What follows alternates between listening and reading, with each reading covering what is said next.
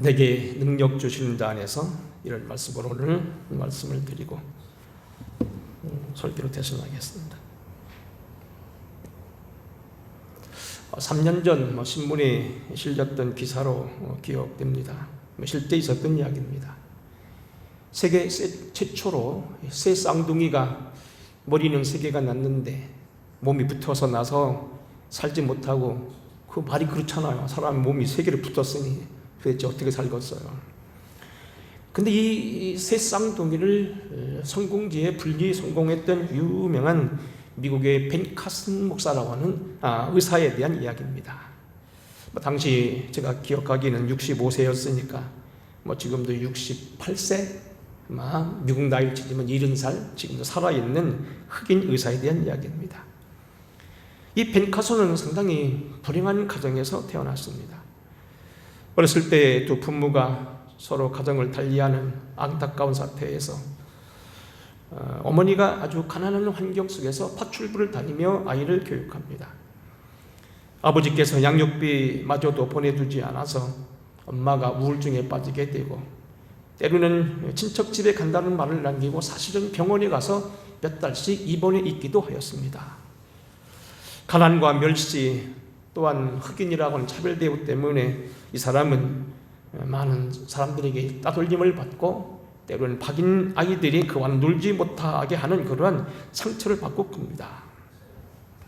배는 자라면서 점점 폭력적인 아이가 되어서 때로는 어머니를 때리려고 했고, 어떤 때는 친구들 집에 놀러 갔는데 친구가 텔레비 채널을 함부로 바꿨다고 해서 칼로 찔렀던 그런 기억도 있습니다. 성적은 꼴찌고 공부도 못하여 주위 친구로부터 늘 바보라고 취급받는 정말로 문제아이고, 사실은 밑바닥을 걷게 되는 가장 불행한 아이였다는 얘기입니다. 그런데 그의 어머니가 이렇게 우울증을 앓고 어려움을 당했어도 한 가지 그는 기도하는 어머니였습니다. 그의 어머니가 늘 이렇게 말했다고 합니다. 벤, 너는 할 수 있어. 내가 하려고만 하면 얼마든지 할 수 있어. 영어로 You can do it. You can do it. 너는 할 수 있어. 끊임없이 이를 권면하고 성경을 읽게 하면서 점점 사람이 바뀌게 되고, 일주일에 책을 2권씩을 읽게 해서 독후감을 써서 발표하는 그러한 기술을 터득하게 되었습니다. 그가 점점 성적이 올라가게 되고 의사에 대한 꿈을 꾸고, 그래서 입학 성적이 좋아 여러 군데를 합격할 수 있었으나 예일대학교, 우리 성수가 다니고 있는 예일대학교를 입학해서 신경외과 의사가 되고 세계적인 의사가 되었다고 하는 그런 이야기입니다. 그는 지금도 어려운 일일 때 기술하고, 수술을 할 때도 기도하고 한다는 겁니다. 시험 공부할 때도 놀랍게 막 기도를 하면 시험지가 보이는, 우리가 한국 사람으로서 원종수 권사, 목사라고 하는 사람에 대한 얘기를 한번 생각하면 그렇게 될 것입니다.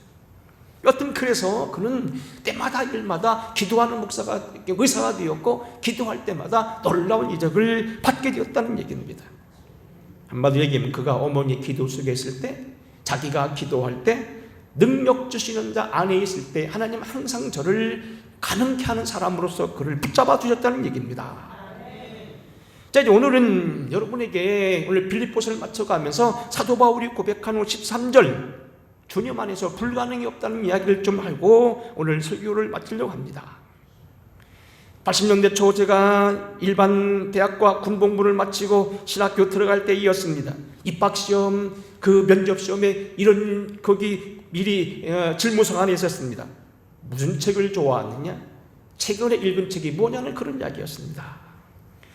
신학교에 들어오는 입학생들에게 무슨 책을 읽느냐, 무슨 책을 좋아하는 얘기는 당시 교회의 어떤 교회상을 말하는 것이고, 당시 신학적인 입장을 말하는 거고, 교회의 어떤 하나의 어떤 그 교회상을 말하는 거였습니다. 그때 제가 써놓던 책 2권 가운데 하나가 로버트 슐러 목사님에 대한 불가능은 없다는 책이었습니다. 저 말고도 여러 목사님께 썼던 걸로 기억합니다.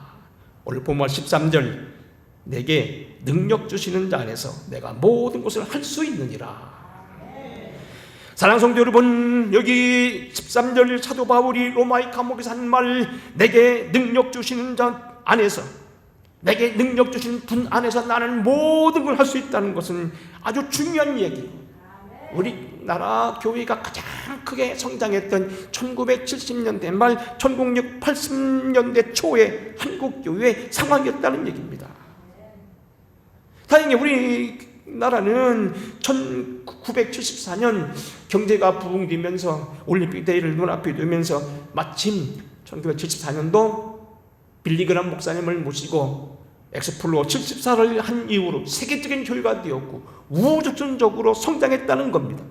그래서 김포공항에서 내려서 서울시가로 들여다보면 온 하늘이, 온 서울이 벌건 십자, 벌겋게 보였다는 이야기입니다. 자, 오늘 저는 그래서 오늘 이 지금 사도 바울이 빌립보서를 마쳐서 지금 끝나는 과정에서 내게 능력 주시는 자 안에서 내가 모든 걸 할 수 있다는 이 원조, 이 설교를 오늘 좀 하려고 합니다. 빌립보서는 우리가 그동안 여러 번 반복했듯이 당신을 생활을 돕고 감옥에 있는 그를 격려했던 빌립보 교인들에 대한 감사의 편지였지만, 의외로 그 편지는 단순한 사신이 아니고 교리적인 서신이었다는 걸 우리는 많이 공부했습니다. 사도 바울의 평상시 가지고 있는 어떤 신앙의 신조 7가지, 그리고 수평적인 영성, 또 그리고 그가 의라고 말하는 것, 그 의는 그러나 예수 그리스도로 말미암은 의였으나 그 의는 그에 머물러 있지 않고, 책상에 머물러 있지 않고 계속 발전하는 의, 뛰어가는 의, 모범을 보이는 의, 교회에서 생활하는 의, 그리고 지난주 공부한 대로 8가지 통보, 완벽한 의에까지 이르렀다고 되어 있습니다. 무엇이든지 참되며, 무엇이든지 경건하며, 무엇이든지 옳으며, 무엇이든지 정결하며, 무엇이든지 사랑받을 만하며, 무슨 기림이 있든지 칭찬이 있든지 덕이 있든지 이것들 생각하고 나에게 보고 듣고 배우고 본 바를 행하라. 그리하면 하나님은 너희와 함께 하신다는 거였습니다. 어쨌든 그런 말하기를 너희가 하나님의 의에 거하고 그 의를 땅에 묻어놓거나 탁상 공론적인 의로 끝나는 것이 아니고 계속하여 행하고 그대로 믿고 행하고 그 의대로 살게 되면 하나님의 너희를 축복하실 거라는 겁니다. 그 마지막 사건이 오늘 본문 말씀 빌립보 4장 13절로 오늘 귀결된다는 얘기입니다. 이제 4장 4절 6절 말씀은 맥주감사절 전후에서 설교해야 되고요. 다음 주에 1시간 끝인사를 사실 오늘 끝내려고 했는데 하나님께서 한 번 더 하시라고 그래서 제가 다음 주에 한 번 더 이제 끝인사를 하나 더 합니다. 근데 문제는 사실상 오늘 끝입니다. 빌립보서를 맞춰가면서 그가 우리에게 남기고자 했던 건 크게 3가지입니다. 첫째는 본문 말씀, 내게 능력 주시는 자 안에서 내가 모든 것을 할 수 있다. 두 번째는 뭐냐면 헌금에 대한 이야기입니다. 우리가 서론에서 말한 대로 이 빌립보서는 왜 썼느냐면 사실은 당신을 감옥에 있을 때 그를 도왔고 우리 말 영치금을 보내주고 그에게 생활하도록 헌금을 보내줬던 빌립보 교인들에 대한 고마운 편지거든요. 그들에 대한 마지막 감사 인사를 전하면서 헌금의 원리를 말하고 있습니다. 그리고 우리가 다음 주나 그 다음 주에 공부할 끝인사, 여기도 상당히 중요한 것이 있더라고요.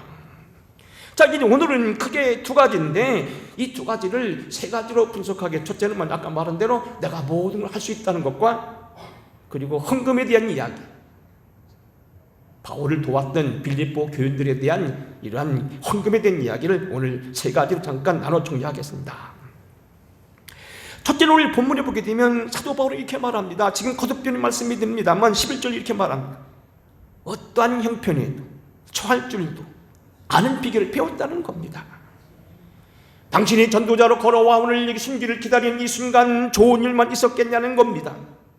물론 때로는 영광스러운 일, 귀한 일, 많은 병자가 치료받는 일, 죽었던 사람이 살아나는 일을 경험했던 그런 많은 일도 있었지만 육신적인 고달픈 기회가 한두 번이 아니었다는 겁니다. 그러나 그것이 어떠한 형편이든지, 그것이 때로는 경제적인 문제이건 그것이 선교상의 문제이건 신학적인 문제이건 사람으로 말미암은 일이었건 아니면 시대적인 일이었던 어떤 형편이 되더라도 자기는 거기서 자족하길, 스스로 만족하는 법을 배웠고 배고픔과 풍부와 궁핍에 또 일체의 비결을 배웠다는 것입니다. 사도 바울이 걸어온 길에는 한없는 어려움, 고통이 있었지만 이 모든 것들이 문제가 되지 않았고 당신이 하는 일을 다 했다는 겁니다.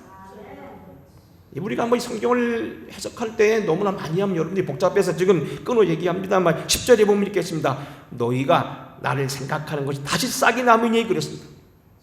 아마 옛날에 아까도 밑에 나오는데 마케도니아에 2번 도왔다 그러는데 2번 돕고 그동안 안 도왔던 모양입니다.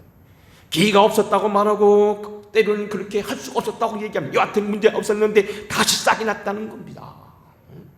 그렇지요. 우리가 뭐 매번 도울 수는 없는 일이니까 어느 때는 열심히 도왔다가 잠깐 잊어버릴 수 있는데 어쨌든 고맙다는 겁니다. 11절은 말합니다. 내가 궁핍하는 것이 함부로 말한 것이 아니다. 지금도 어느 정도 궁핍하는 것을 우리가 암시하고 있습니다. 문제는 여하튼 이 사도 바울은 이 빌립보서를 맞춰가면서 빌립보 교인들 하는 말은 뭐냐면 내가 오늘 여기 이르기까지 많은 어려움, 로마의 감옥에서 숱한 이러한 압박 속에서 고통 속에 있지만 나는 일체의 모든 것을 알 수 있는 그러한 축복을 받았다는 겁니다. 우리가 오늘 설교의 내용을 위해서 한번 조금 사도 바울이 당했던 아픔을 다시 한번 정리하겠습니다. 여러분, 오늘 우리는 사도행전을 비롯하고 그가 썼던 이 사도 바울이 써진 13권 성경을 면밀히 분석하게 되면 그의 선교적인 상황, 그의 육체적인 상황, 그의 어떤 이런 믿음의 사도로서의 길을 가는 게 결코 좋은 일만 있었던 건 아닙니다. 어떤 때는 아주 궁핍했습니다. 아주 다급한 일이 많았습니다. 그 중에 가장 대표적인 게 뭐냐면 그는 예수님 계실 때 주님을 만난 적이 없다는 사실입니다. 여러분 보세요. 우리는 뭐 얘기합니다. 목사를 또 어느 때는 설교하면 내가 기도하면서 환상 봤다고 얘기하는 건 뭡니까? 내가 하나님과 가깝다는 걸 얘기하려고 그럽니다. 나는 어디로 감동하고 가깝다고 자랑도 합니다. 나는 우리 큰 교회 목사님도 잘 알고 그분하고 같은 지방에 있었다고 자랑합니다. 자기의 권위를 높이려고 합니다. 어떤 사람 만나면 내가 친구 얘기합니다. 아, 우리 친구가 면장이야. 아, 도청에는 아무개 과장이 내 친구인데 이렇게 얘기합니다. 자기를 높이기 위한 겁니다.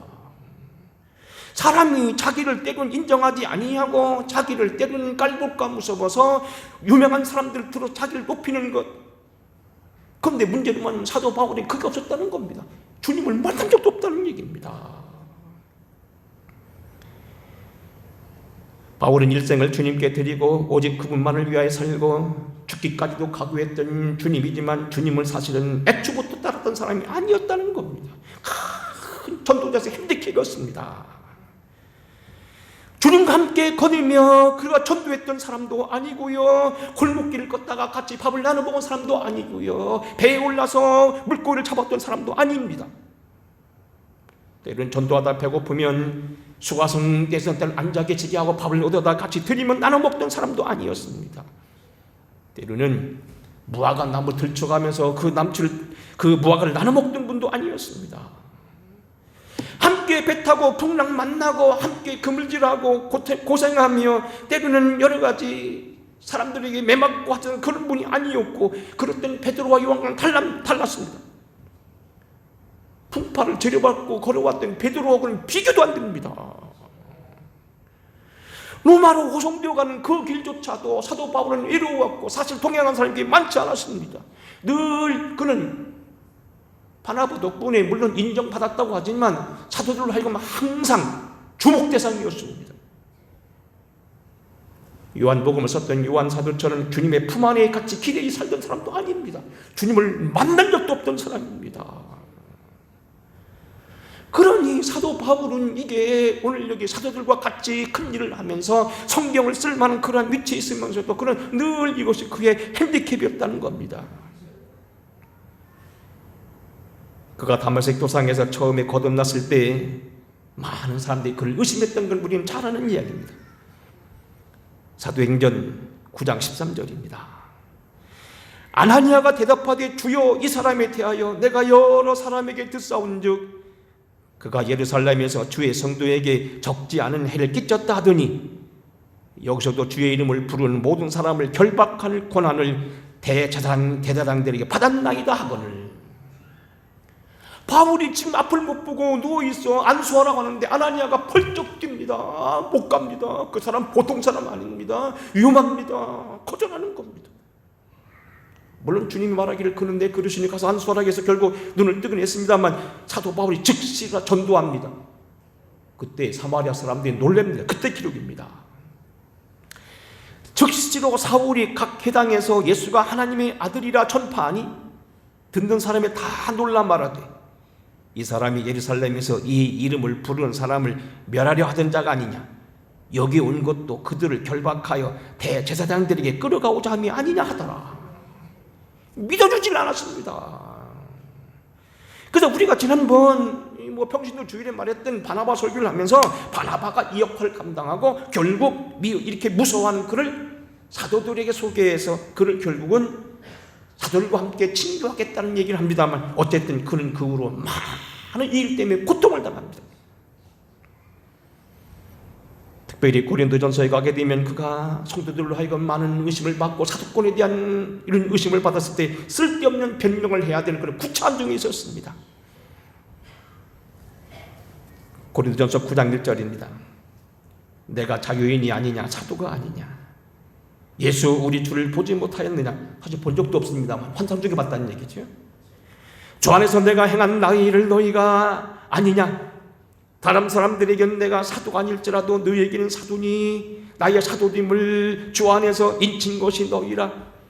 나를 비판하는 자들이 변명할 것이 이것이니 우리가 먹고 마실 권리가 없느냐, 우리가 다른 사도들과 주의 형제들과 게바와 같이 믿음의 자매된 아내와 같이 다닐 권리가 없느냐. 나도 사도라는 겁니다. 내가 주님 봤다는 겁니다. 그럼 구차하게 자기 변명해야 됩니다. 이런 것들이 그 일생 동안 그를 따랐다고 학자들은 그렇게 성경을 분석하고 있습니다. 그뿐만 아니고 사도 바울은 신체적으로도 결함이 있었습니다. 고린도전서 2장 3절입니다. 내가 너희 가운데 거할 때 약하고 두려워하며 심히 떨었노라. 내 말과 전도함이 설득력 있는 지혜의 말로 아니하고 다만 성령의 나타나심과 능력으로 하여 너희 믿음이 사람의 지혜에 있지 않고 다만 하나님의 능력이 있게 하려 함이라. 사도 바울은 우리가 이 사도 바울의 쓴 서신을 보게 되면 그는 상당히 아마 시원한 웅변가가 아니라 굉장히 말을 더듬으면서 하는 이러한 어떤 눌변가였던 것으로 보게 됩니다. 모세가 그랬습니다. 한 번은 제가 미국에 갔는데 그 펜실바니아주에 있는 세계 최대의 성극장이 있습니다. 15,000명이 들어간 예배당입니다. 엄청나게 그냥 꽉꽉 찹니다. 석 달 동안 같은 역을만 계속 하는 건데 6개월도 같이 하던가요? 1년도 같이 한다고 하더라고요. 마침 그때 제가 갔을 때가 모세가 하던 때 있었어요. 그거 4번인가 들어갔는데 모세가 하는 때 있었어요. 모세가 말을 못해요. 막 사람들이 막 비웃어요. 바울이 그랬다는 겁니다. 고린도서 11장 6절입니다. 내가 비록 말에는 부족하나 지식에는 그렇지 아니하니 이것을 우리가 너희 모든 사람 가운데서 모든 일로 나타내었으니 그랬습니다. 바울에게는 이러한 신체적인 결함, 그 위에도 많은 병이 있었던 이야기 여러분 알 겁니다. 어쨌든 그 후로도 보게 되면 의도적으로 사람들이 바울을 폄하하고 바울을 굉장히 괴롭힌 흔적들이 많이 있습니다. 그래서 고린도후서 3장 1절 다시 말합니다만 바울은 자기를 스스로 천거하고 자기를 변명해야 될 아주 딱한 처지였습니다. 우리가 다시 자천하기를 시작하겠느냐? 우리가 어찌 너희 사람들처럼 추천서를 너희에게 붙이거나 혹은 너희에게 받거나 할 필요가 있느냐? 너희가 우리의 편지라. 우리는 마음에 썼고 무사람이 알고 있는 바라. 너희는 우리 말로 나타난 하나님의 편지니 그랬습니다. 너희는 할 수 있지 않느냐는 겁니다. 너희는 내 목기를 받았지 않냐는 겁니다. 내가 너희 교회 목사였고 너희 교회 개척자가 아니냐는 겁니다. 그러니 내가 더 이상 말할 건 없지만 제발 좀 너희는 마음을 넓히라는 겁니다. 구차하게 자기를 불명해야 되었습니다.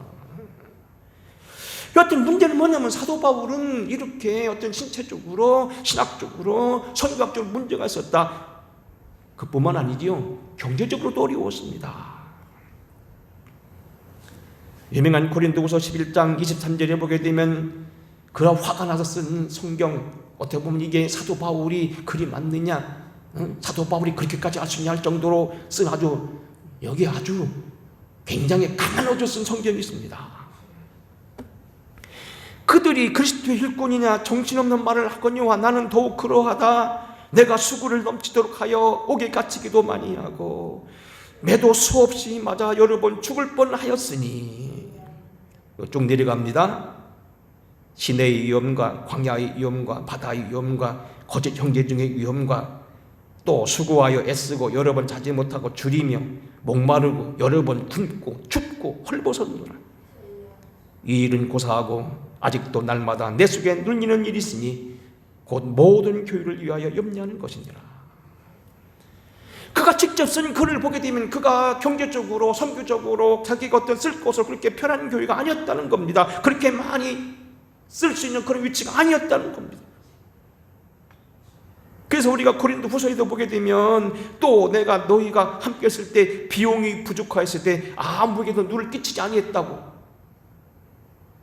직접적으로 거론도 합니다.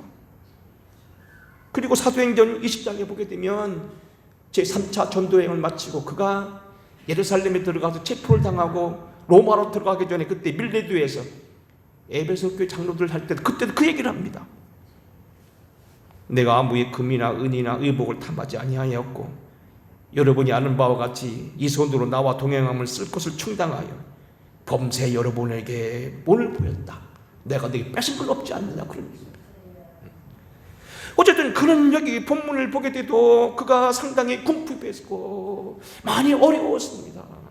근데 중요한 건 뭐냐면 그러나 이 모든 것들이 그의 전도 사역에는 방해가 되지 않았다는 겁니다. 내가 궁핍함으로 말하는 것이 아니라 11절이죠. 어떠한 형편이든지 나는 자족하기를 배웠노라. 그런 지금 말씀드린 대로 경제적으로 때는 어떤 이 신분적으로 선교학적으로 어떤 교회의 어떤 이 공동체적인 조직적으로 많은 어려움이 있었고 말에 초라한 것이 있었지만 그는 어떠합니까? 가는 곳마다 교회를 세웠습니다. 가는 곳마다 하나님의 능력이 나타났습니다. 가는 곳마다 장로들을 세웠습니다. 그리고 오늘 본문 말씀 내일 공부하겠습니다만 끝절에 보게 되면 가이사 가족들 중에서도 거룩 거래는 아니면 간접적인데 여하튼 황제의 가족들이 예수를 믿기 시작했습니다. 사랑하는 성도 여러분, 오늘 우리는요 분명한 뭐냐면 우리는 예수 그리스도 안에 있는 한 부족함이 없다는 걸 여러분 믿으셔야 됩니다. 아까 말한 벤 가손이 불행하게 태어났고 부모가 일찍 헤어지고 어려움을 당하고 어머니가 우울증을 앓고 가난했고 때는 폭력에 휩싸이고 친구들로부터 따돌림을 당하고 고통을 당했고 어려움을 당했지만 그가 기도하는 한 기도하면서 점점 세계적인 의사가 된 거나 마찬가지라는 얘기입니다. 특히 오늘 말씀 중에는 여기 우리가 꼭 공부할 말씀이 13절입니다. 내게 능력 주시는 자 안에서 내가 모든 것을 할 수 있느니라는 얘기입니다. 내가 능력 주시는 자 안에 있으면 오늘 우리가 아침 새벽에 공부했습니다. 마가복음 9장에 보게 되면 내가 기도하는 한은 기도 외에는 이런 주가 나갈 수 없다고 내가 기도하고 있으면 내게 불가능이 없다는 겁니다. 문제는 중요한 건 뭐냐면 여러분들도 그러냐는 겁니다. 저는 제게도 묻습니다. 너도 그러냐는 겁니다. 그래야 된다는 겁니다. 여러분 중요한 건요 사도 바울이 하나님 다르고 벤카순이 하나님 다르고 빌리가리 목사님 하나님 다르고 여러분 다르냐는 말이에요. 똑같은 하나님 믿는다는 거예요. 우리 박진희 집사님, 강현찬 집사님 같다는 얘기입니다. 옛날 베드로의 하나님 다르고 바울 다르고 성프란스 하나님 다르고 오늘 제주도의 민영 이기평 목사님 그분 목사님은 다르고 여러분 하나님 다르냐는 얘기입니다. 여러분도 동일하다는 겁니다. 내게 능력 주시는 자 하나님 믿는 사람 예수 그리스도의 보혈로 씻음 받고 그의 이름으로 나아가는 사람들에게는 그런 고백이 가능하다는 얘기입니다.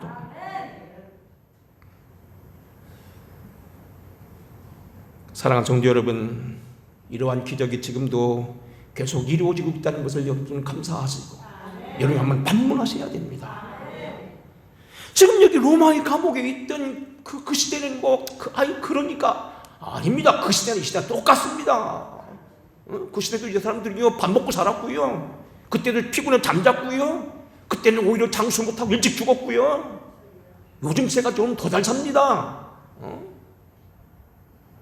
우리 성경을 보게 되면 솔로몬이 하루아침에 먹는 옷이 거기 밀가루가 몇 짝이고 쌀이 몇 짝이고 사슴이 몇 마리고 소가 몇 짝이라고 하지만 솔로몬이 그걸 다 먹었습니까?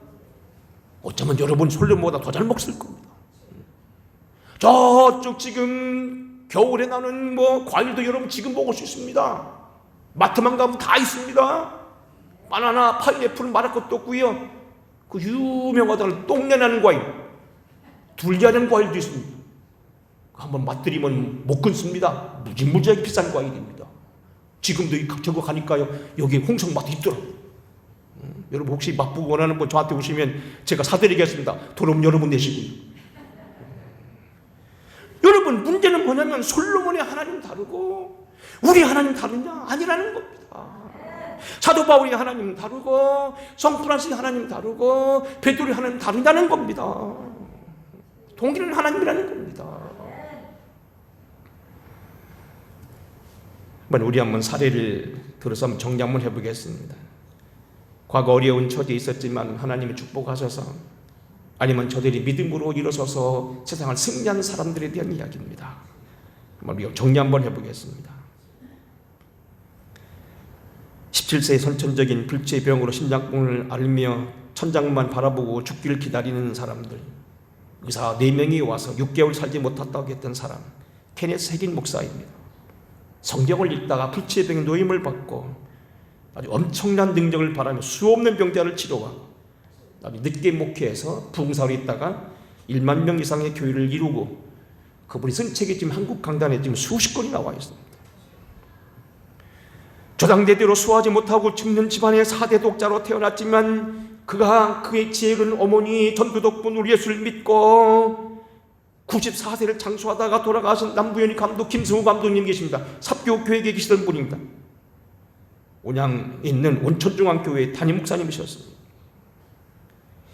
경상도 신진 삼천에 오늘 무당의 아들로 태어났어요. 역시 그도 무당이 되어야 했던 청년이 마침 집을 지나가던 용기 있는 선교사가 전도하는 소리를 듣고 예수 믿고 나서 그가 감독이 되고 문교부 장관이 되고 선명의 회장이 됐던 유명한 이야기, 박대선 박사 이야기, 감리교 대학 총장, 연세대 총장을 지닌 분이십니다.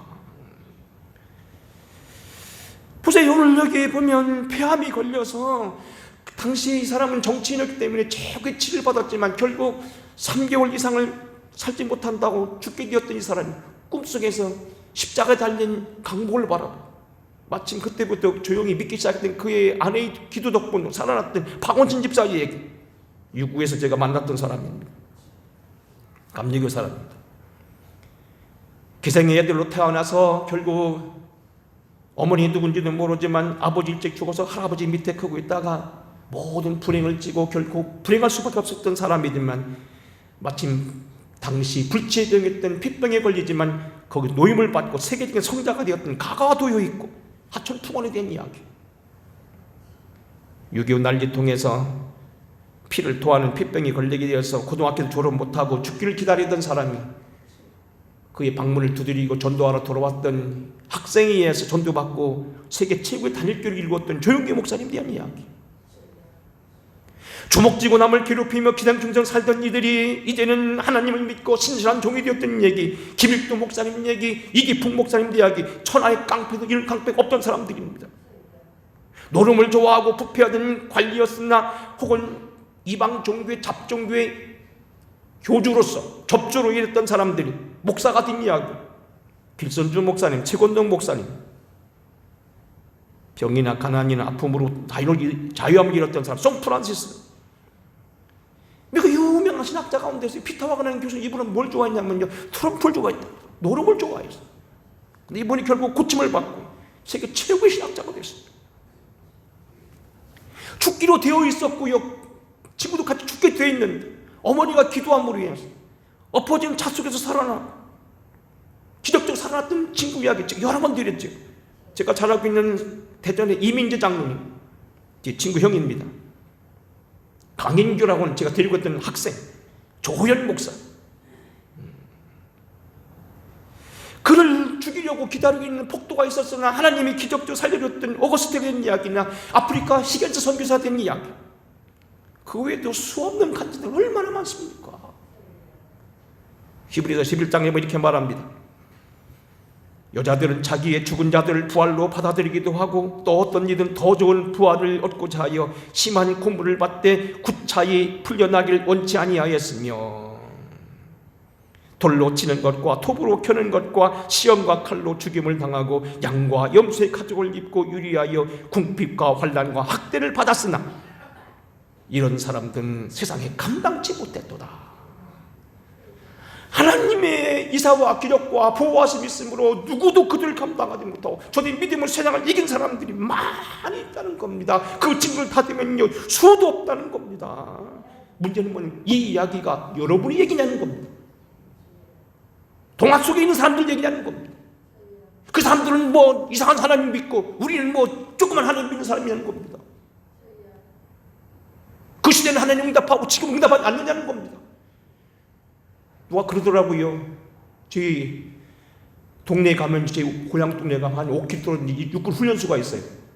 저희 아버지가 그러더라고요. 옛날에는요 저녁에 가서 이렇게 들이 나가서 뭐 개 잡으러 가고 가을에 물고기 잡으러 가면 도깨비가 왔다 갔다 온대요. 근데 언제부턴가 도깨비가 없어졌대요. 왜 없어졌냐고 물으니까 훈련소에 총 쏴서 훈련반에 땅땅 쏘니까 펑펑거리고 오니까 아침마다 그게 한 5km 떨어지는데도 막 소리가 나요. 뭐 소리가 막 군인 수천 명 한꺼번에 소리 질러요. 그래 도망갔어요. 그러면 옛날 하나님은 그 소리 질러서 도망갔습니까? 사도 바울의 하나님, 로마에 있던 하나님, 오늘 수톡의 교회사 가운데 역사했던 하나님, 박원진 집사, 이민재 장로, 오늘 여기 뭡니까? 윤명구 장로님, 뭐 하나님, 수없는 사람, 그 사람들은 그 하나님 다루고, 여러분 하나님은 예비군들이 소리질러 도망갔습니까? 저와 여러분의 하나님도 마찬가지라는 겁니다. 마찬가지가 돼야 된다는 겁니다. 조건이 하나 있다면 그건 뭐냐면 여러분이 기도고 여러분이 주님 안에 있어야 된다는 얘기고 여러분이 주님을 가깝게 사랑하는 얘기입니다. 사랑하는 여러분들을 또 그렇게 될 수 있다는 겁니다.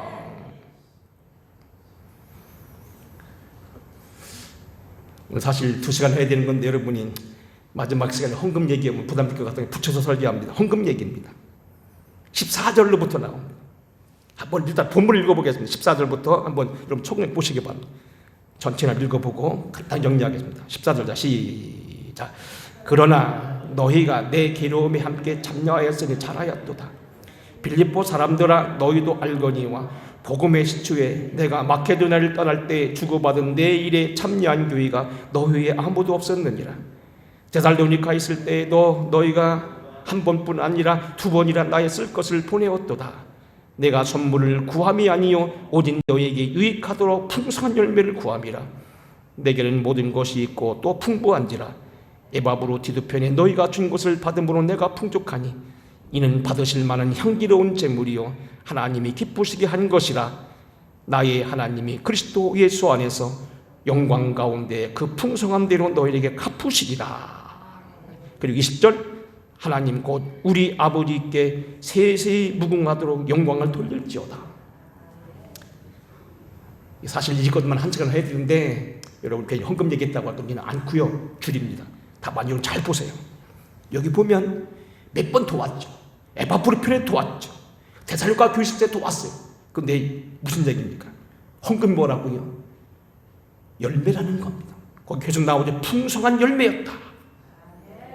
여러분 아시잖아요. 주님이 여러분이 무화과 나무 구했던 것은 꽃이 아니라 이파리가 아니라 열매였다는 거잖아요. 헌금도 열매 중 하나라는 겁니다. 물론 헌금만이 열매는 아닙니다. 헌금도 열매 중 하나입니다. 또 하나는 거기 뭐라고 되어 있죠? 향기로운 제물이라는 겁니다. 지금 다 줄입니다. 몇 절인 말고 18절. 이는 받으실 만한 향기로운 제물이에요. 세 번째는 뭡니까? 주님이 받을 만한 하다는 거는 그 다음에 뭡니까? 주님이 기쁘시게 한다는 겁니다. 정리합니다. 열매도 되고 향기로운 제물이고 주님이 받으실 만한 것이고 주님이 기뻐하는 거라는 거예요. 그래서 여기에 대한 바울의 입장이 뭡니까? 19절입니다. 제가 읽어보겠습니다. 나의 하나님이 그리스도 예수 안에서 영광 가운데 그 풍성함대로 너에게 모든 쓸 것을 채우시라. 너희가 나를 돕고 하나님께 헌금했는데 그 대가로 나는 너희가 할 수 있는 것만 하면 하나님 널 채워줄 거라는 겁니다. 예물은 내가 받았지만 책임지는 건 주님이라는 겁니다. 그래서 근데 그것도 풍성한 대로 너희 쓸 것이 아니라 모든 쓸 것. 너희가 후차한 중에 헌금 드리면 안 될 것 같아도 애들 다 공부시킬 수 있고 시집 보낼 수 있고 장가 보낼 수 있고 여러분 성공할 수 있다는 겁니다. 그때까지 다 책임져 주겠다는 겁니다. 20절입니다. 하나님 곧 우리 아버지께 세세 무궁하도록 영광을 돌릴지어다. 이 일은 굉장히 귀한 일이라는 겁니다. 그래 내가 너희를 위해 축복 기도할 수 있다는 겁니다. 예, 말씀 마치겠습니다. 오늘 2시간짜리를 한 번 열다니까 무리가 갔는데 여러분 가능하면 헌금 얘기를 하면 혹시 또 여러분 가운데 시험 들어서 내가 하나님 앞에 연자맷돌을 매는 것 같아서 조심해서 오늘 다 뭉뚱그렸습니다만 이렇게 한번 예화를 들고 설교 마치겠습니다. 수원중앙침례교회 목사님이시면서 극동방수 이사장을 지내신 김장한 목사님이 쓴 예화입니다. 육군사관학교를 나와서 중령까지 있다가 예편한 사람이 있습니다. 요즘에는 다 군인이 있다 온 사람들은 좋은 데 심어줘야지 옛날에 그렇게 못했던가 보죠. 6.25 훈지 5.16 혁명인지 잘 안 나온다. 제가 가만히 보니까 5.16 혁명 뒤 같아요. 근데 이분이요 중령으로 옆에는데 일자리가 없어요. 아마 무능지들이 조립은 어쩐지 모르겠습니다. 그래서 이분이 예수를 믿는데 할 일 없어 나중에 어떻게 합니까? 어느 부잣집 사람 지게를 줘다 주고서요 60원을 받아가지고 집에 가고 있었다는 거예요. 터덜터덜 빈지게를 치고 집을 가는데 마침 가는 날이 크리스마스라 예배 드릴 때가 됐더라는 거예요. 그래서 이분이 예배를 드리고 가야지 60원 받아들고 그것을 라면이나 몇 개 사가지고 가야겠다 생각하고 그러고 가다가 예배를 드렸다는 거예요. 근데 마침 그 교회에서 들어가니까요 헌금할 돈이 있어야죠. 그래서 60원을 붙잡고 얘기는 거예요. 이거 60원을 다 버냐 라면 몇 개 살 수 있는데 그나마 라면을 몇 개 끓여 먹어야 되는데 그래서 들랑달랑 내려고 했다가 또 가졌다 들랑달랑 했다는 거예요. 그리고 결국은 헌금을 하고 예배를 드리고 빈털터리로 집에 왔다는 거예요. 그리고 집에 와보니까 쌀밥을 해놨더래요. 깜짝 놀라서 웬 쌀밥이냐고 하나님 응답했냐 그랬더니 응답을 했는데 고약한 거예요. 아들이요 학교 갔다가요 빵을 하나 탔는데 애들 그랬잖아요. 옛날에 우리 어렸을 때 보니까요 가난한 아이들이 강냉이 죽게 끓여주잖아요. 강냉이 빵도 주고 어떨 때는 죽도 끓여주지만 이렇게 딱딱한 빵도 줬잖아요. 그 빵 하나 탔는데 애들이 뺏어 먹는다가 도망가다가요 계단에서 굴러가지고 머리를 깨트렸어요. 난리가 나니까 학교 선생님들이 겁이 나니까는요 자기들이 돈을 걷어가지고 치료비를 해주고요 6,000원을 도로 줘서 6,000원 가지고 밥을 지어 먹었다는 거예요. 그러니 이 아비가 밥을 먹으려니 밥이 넘어가요. 자기가 끙끙거리면서 돈 벌어가지고 줘야 되는데 자기는 지금 60원 벌어가지고다가 라면도 못 사 먹고 헌금을 버리고 아무것도 빈털터리인데 아들 녀석은 머리 깨트려가지고 머리 깨트리고 남은 돈으로 쌀을 사왔다니 그걸 밥이 넘어가냐고요. 그래서 울면서 사실은 내가 이런 일이 있었다고 내가 이렇게 하다 그랬다고 그랬는데 갑자기 바깥에서요 인기척 소리가 나더라. 나가보니까 또 여자가 따라 나오는데 뭡니까 잘 차려면 여자가 말하기를 자기가 조금 더 예배드렸던 그 교회 권사요. 사실 당신이 왔다 갔다 하는 사람이 왔다 갔다 처음에는 돈을 훔치러 왔나 하다가 하도 인사는 당신 간첩 같아서 내가 당신 뒤를 따라왔다고. 그럼 내 남편 아내하고 얘기해서 들으니까 간첩은 아니고 당신 중령 출신이란 걸 내가 알았다고.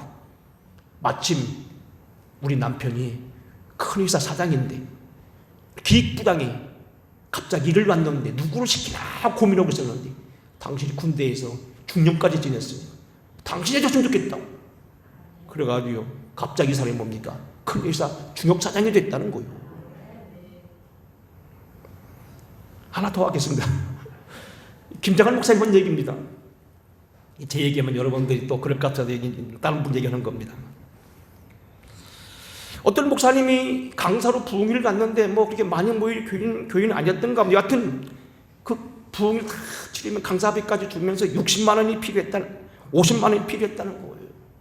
근데 사람들이 아마 안 보이는 여태는 이제 헌금을 안 했다는 거예요. 이 담임 목사님이요, 헌금 작정을 하는 거예요. 옛날 많이 했잖아요. 요즘 뭐 여러분 가운데 의자 하나에 뭐 20만 원 손들어라, 2개 값, 3개 값 손들어라면 목사 나가라고 할 거다. 옛날 그렇게 했잖아요. 건축할 때 장로님은 500만 원, 권사는 200만 원, 뭐 집사는 100만 원, 병신들은 의자 2개 값 막 그랬잖아요. 손들고 어떤 때는 뭐 1000만 원, 2000만 원 저도 봤거든요, 옛날에. 근데 50만 원이니까 50만 원부터 작정했다며. 50만 원이 손 안 들더래. 30만 원 안 들더라. 20만 원 안 들어가. 근데 사실 그 여자가요, 이 사람은 어떤 여자가 하고 있냐면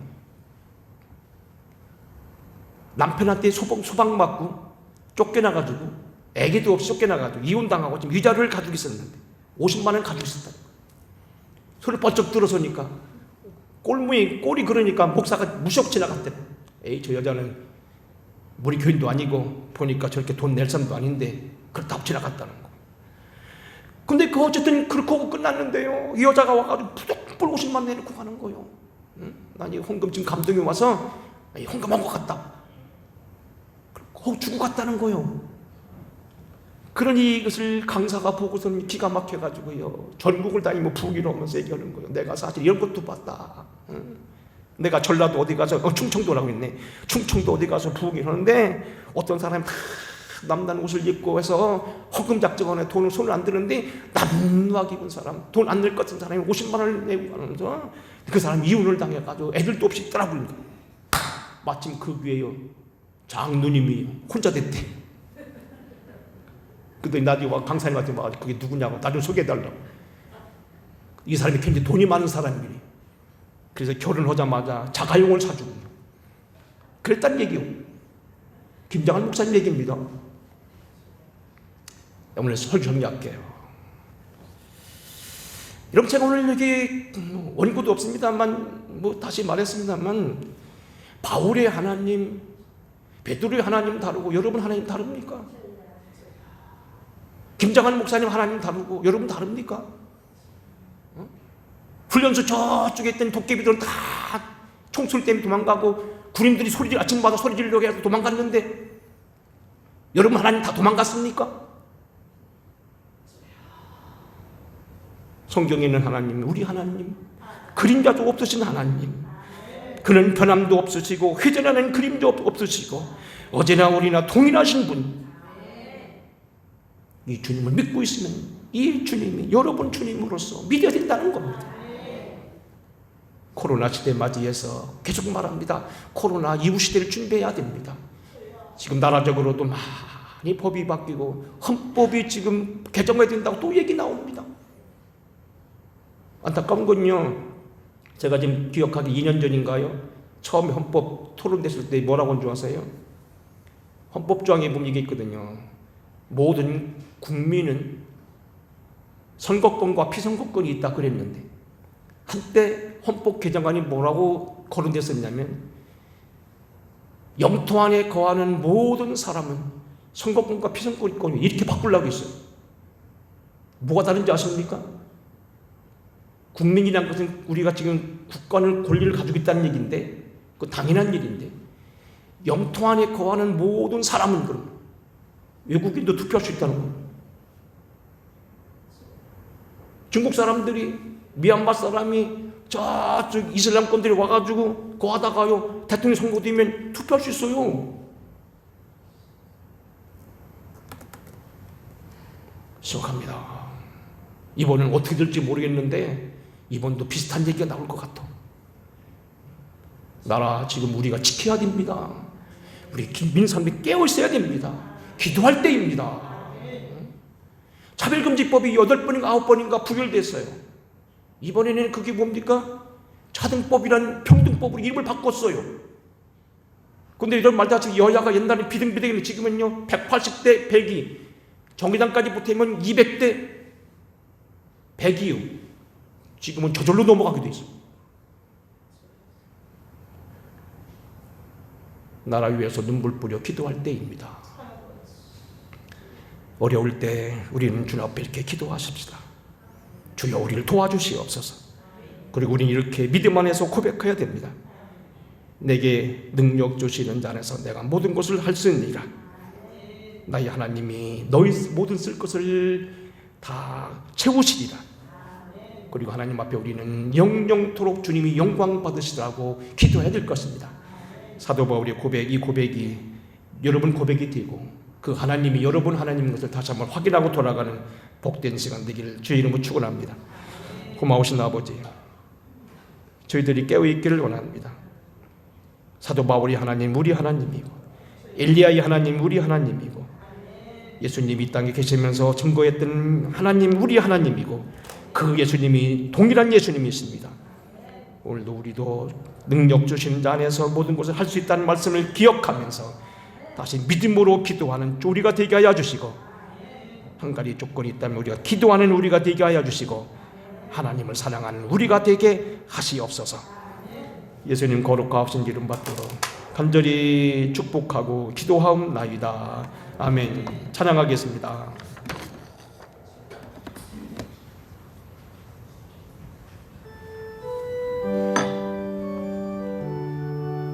하는 자 달려가 피곤치 않네. 큰 성부